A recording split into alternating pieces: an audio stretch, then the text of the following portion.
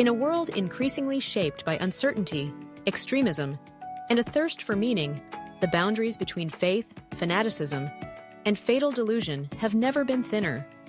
We often look to religion for solace, community, and hope, especially in the face of adversity.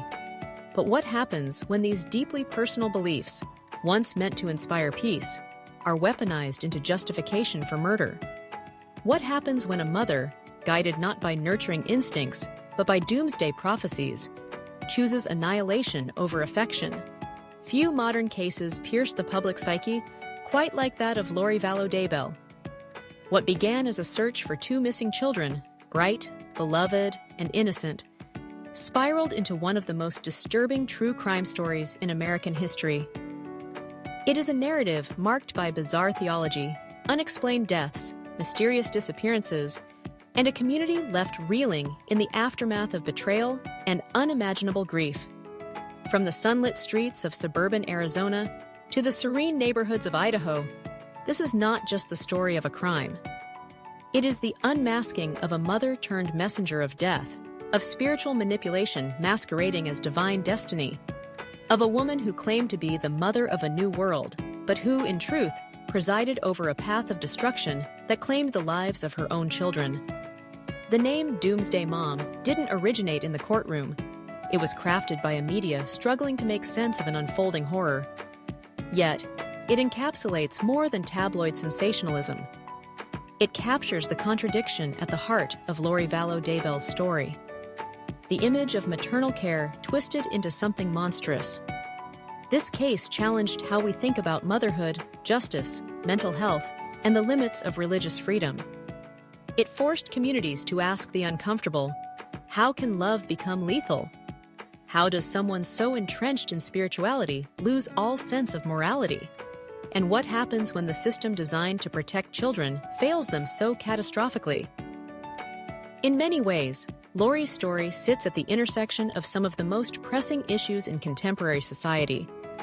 It shines a light on the dangers of fringe religious beliefs, the failure of legal and child protection systems, and the psychological vulnerability of those seeking meaning in chaotic times. It is also a story of silence, of ignored warnings, of family members not being believed, and of a community lulled into inaction until it was too late. The disappearance of J.J. Vallow and Tylee Ryan in 2019 triggered a nationwide search. Their absence was more than a mystery. It became a litmus test for law enforcement cooperation, media responsibility, and public outrage. As clues emerged, what was once thought to be a tragic case of lost children transformed into a sprawling saga involving multiple deaths, secret beliefs about demonic possession, and a bizarre cult-like ideology.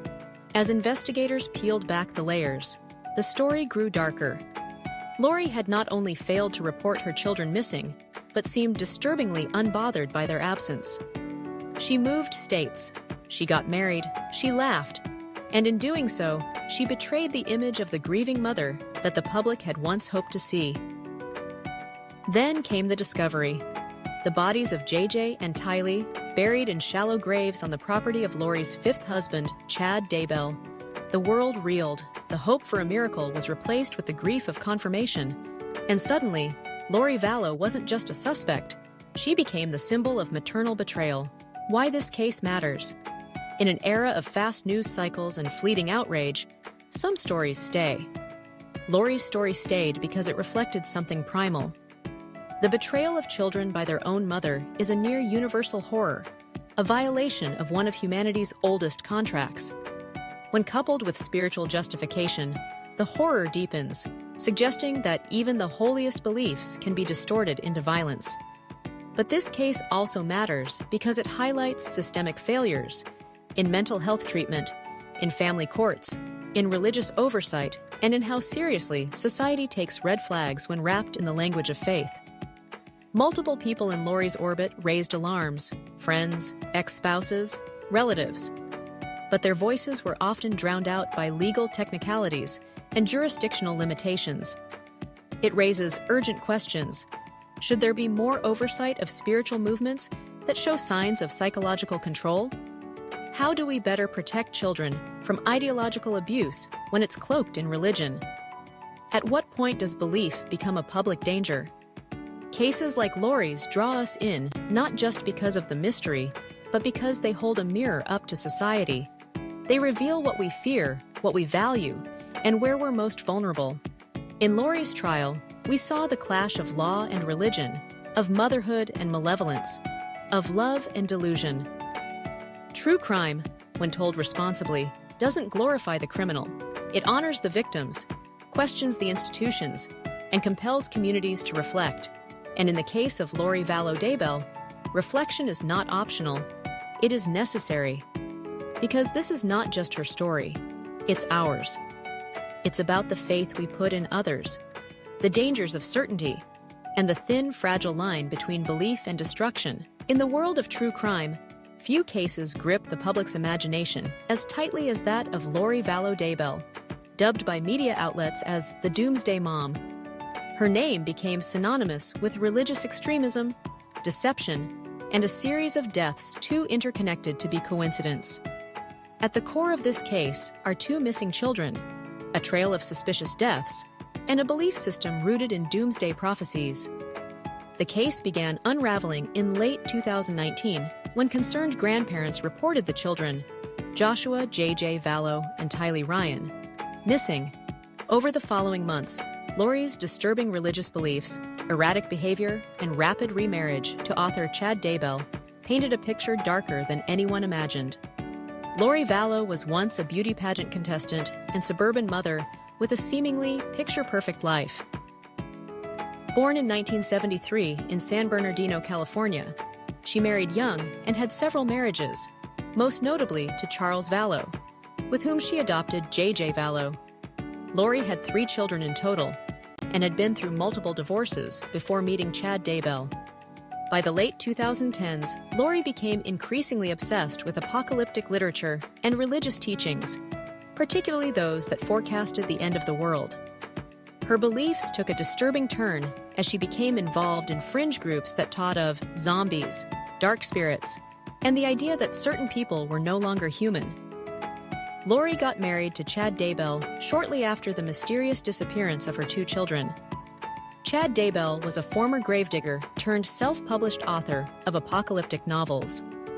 Raised in the Church of Jesus Christ of Latter-day Saints, Chad eventually broke off to lead his own group with distorted end-times interpretations. He believed he had a divine role in ushering in the end of days and claimed to receive visions and spiritual revelations. Lori and Chad met in 2018 and quickly formed a spiritual and romantic connection. Their relationship escalated rapidly, and soon they began referring to each other as chosen leaders in a coming apocalypse. They believed certain individuals were possessed by dark spirits and could be classified as zombies, an idea they allegedly used to justify murder.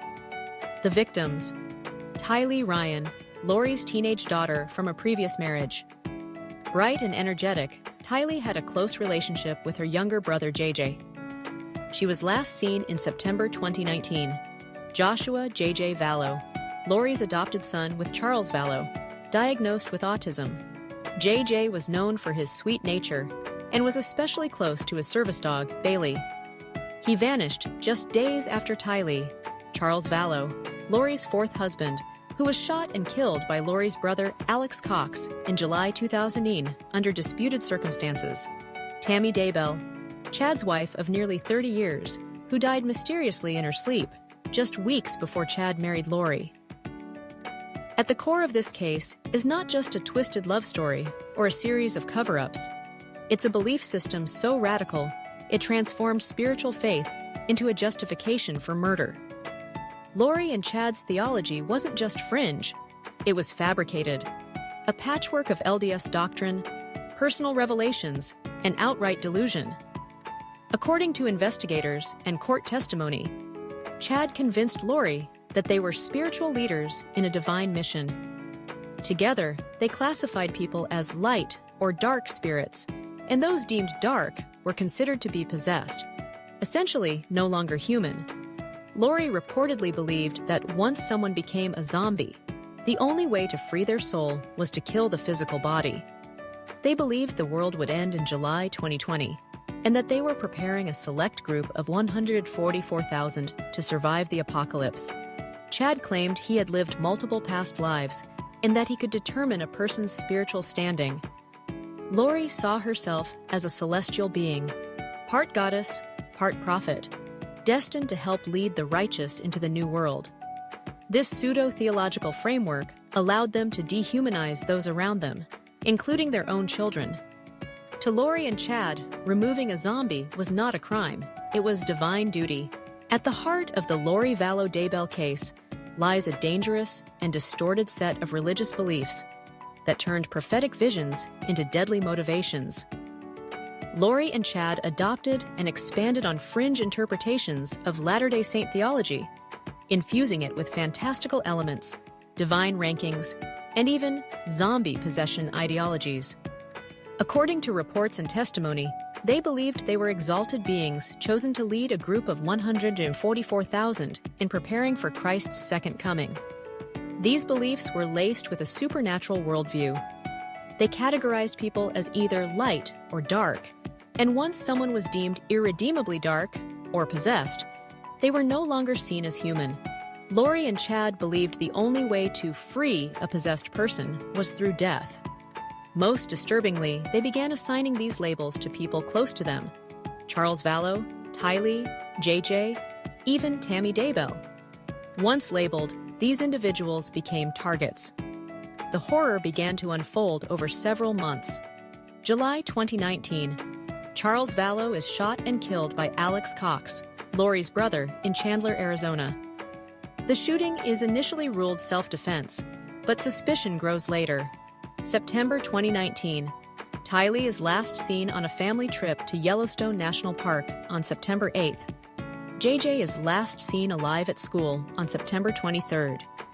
Lori withdraws him the next day, claiming she will homeschool. October 2019, Tammy Daybell dies suddenly in Idaho. Initially ruled as natural causes, her body is later exhumed, and the cause of death is changed to homicide. November 2019, Lori and Chad marry in Hawaii, just 2 weeks after Tammy's death. December 2019, Alex Cox dies suddenly of natural causes, though his role in the previous deaths is still under scrutiny. June 2020, the remains of Tylee and JJ are discovered buried on Chad Daybell's property in Rexburg, Idaho. JJ was wrapped in plastic and duct tape. Tylee's body had been dismembered and burned. The gruesome discovery confirmed what many had feared. The children's deaths weren't accidents or disappearances. They were murders meticulously hidden behind spiritual justifications. Lori and Chad's methods were insidious, combining psychological manipulation, spiritual abuse, and exploitation of close relationships. Lori's transformation from loving mother to fanatic participant in a series of deaths left many who knew her baffled. But to those who studied cult behavior, it was a textbook descent. Chad's influence on Lori was profound. His teachings reinforced her belief that she was a chosen mother of divine children with a sacred destiny. Together, they constructed an alternate reality in which murder became mercy and deception was divine. Their language shifted to code: zombies, dark spirits, translated beings. It gave them a religious framework to justify horrific actions. As the children remained missing, public pressure mounted. Investigators in Idaho and Arizona joined forces, uncovering inconsistencies in Lori's statements, tracking her movements, and eventually catching her and Chad vacationing in Hawaii, without the children. In February 2020, Lori was arrested and extradited to Idaho. Chad followed months later after the children's remains were discovered. Lori and Chad were indicted on multiple counts, including conspiracy to commit murder, first-degree murder, and grand theft. Though initially charged together, their trials were later separated. Lori Vallow Daybell was tried in Idaho in 2023. The court heard chilling testimony about her beliefs, text messages exchanged between her and Chad, and the physical evidence from Chad's property. In May 2023, she was convicted on all major counts related to the deaths of her 2 children and Tammy Daybell. She was sentenced to life in prison without the possibility of parole. But her legal troubles were far from over. Arizona prosecutors had long been building a separate case related to the death of Charles Vallow. In 2024, Lori was extradited to Arizona to face conspiracy charges in Charles' death, a case that could unveil even more details about her descent and the early days of her partnership with Chad. The Arizona trial, which began in early 2025, seeks to answer several key questions. Did Lori conspire with Alex Cox to murder Charles? Were the same religious motivations that justified the deaths of her children at play here? Did Chad play a role, even from afar, in encouraging or blessing the killing of Charles Vallow? Prosecutors presented text messages, audio recordings, and the testimony of family members and former friends. One key piece of evidence was a conversation in which Lori allegedly said Charles had become a zombie and needed to be dealt with. Lori's defense argues that Alex acted alone and that Lori feared for her safety. But the prosecution insists that Lori's pattern of labeling people as dark to justify violence makes her complicit. This trial not only revisits the early warning signs of the Doomsday delusion, but serves as a final attempt to bring justice to Charles Vallow, perhaps the first in a string of lives destroyed by Lori's warped beliefs. By 2024, with Lori Vallow Daybell already serving life in prison for the murders of her children and Tammy Daybell, she faced new charges in Arizona, this time for the death of her fourth husband, Charles Vallow. Prosecutors in Maricopa County brought forward compelling evidence of conspiracy to commit murder. Though Alex Cox, who shot Charles, was dead, investigators argued that Lori and Alex had plotted the killing together. The spiritual narrative used in Idaho of zombies and dark spirits was again central to the prosecution's case. Texts between Lori and Chad spoke of Charles being possessed and beyond redemption. Witnesses included former friends, family members, and spiritual affiliates who had grown uneasy with Lori's radicalism. A former confidant testified that Lori believed Charles's death was necessary for the end times plan to continue. Prosecutors painted a chilling picture, a woman so consumed by power, prophecy, and obsession that she ordered her own husband's death. Lori's defense remained consistent. She portrayed herself as a grieving widow and victim of Alex's unilateral actions. But the jury saw through the facade. In early 2025, Lori was found guilty of conspiracy to commit murder. Though already serving life in Idaho, the conviction in Arizona added further legal weight to her trail of destruction. The fallout from the Daybell case has been monumental. Multiple agencies have reviewed how family members' early warnings were ignored and how religious extremism went unchecked. The case exposed gaps in mental health systems, law enforcement coordination across state lines, and the understanding of cult-like psychological manipulation. But perhaps the most harrowing legacy is the public reckoning with how a mother could sacrifice her children and how faith, twisted into a weapon, enabled unthinkable crimes. JJ and Tylee became symbols of innocence lost, their tragic fate sparking national debates on child welfare, the limits of religious freedom, and the dangers of unchecked belief. Charles Vallow and Tammy Daybell, once just background figures in a fractured family saga, were finally recognized as victims of a complex and horrifying conspiracy. As the dust settles around the Arizona courtroom, and as Lori Vallow Daybell begins what is likely to be the rest of her life behind bars, the haunting questions remain. How many red flags were missed? How did love for God become a justification for murder? And how far can someone go when convinced they are the chosen vessel for divine prophecy? The Lori Vallow Daybell case is not just another headline, it's a modern cautionary tale about how delusion can masquerade as devotion and how unchecked beliefs, especially when reinforced by manipulative relationships, can turn fatal. It also reminds us of the ripple effects of tragedy: families destroyed, communities shaken, faith distorted, and in the middle of it all, two innocent children who trusted the very person who took their lives. At Shadow of Crime Chronicles, we believe in telling the stories that matter, not just for their shock value, but but for the lessons they carry. Lori Vallow Daybell's story isn't just about a crime. It's about the danger of unchallenged ideologies, the importance of speaking up, and the need for systems that protect the vulnerable. If this story gripped you, shook you, or moved you, please consider subscribing to Shadow of Crime Chronicles. Every like, comment, and share supports the mission of bringing justice to light and honoring those who no longer have a voice. We'll continue to uncover chilling true crime stories, reveal the psychological layers behind heinous acts, and shine a light into the darkest corners of human behavior. Subscribe now for more real crime, real stories, and real impact.